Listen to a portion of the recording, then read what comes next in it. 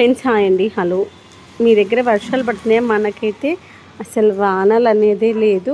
ఒక 5 నిమిషాలు ఏమో పడిపోయినట్టుంది అంతే. ఆ 5 నిమిషాల వానకు ముందు చాలా వేడిగా ఉండే, ఒక 5 నిమిషాలు పడిపోయింది.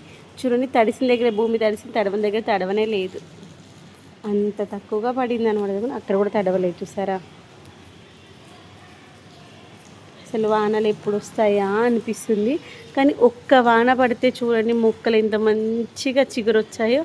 ఈ యొక్క మునగ చెట్టు అయితే మంచిగా చిగురు వచ్చి పూత కూడా మంచిగా వచ్చింది తెలుసా. ఒక్క వానకి మొక్కలు ఎంత మంచిగా చిగురిస్తున్నాయో. ఈ వానాకాలంలో కొంతవరకైనా వానలు వస్తే బాగుండు అనిపిస్తుంది. మీ దగ్గర వానలు ఎలా ఉన్నాయో చెప్పడం మర్చిపోవద్దు.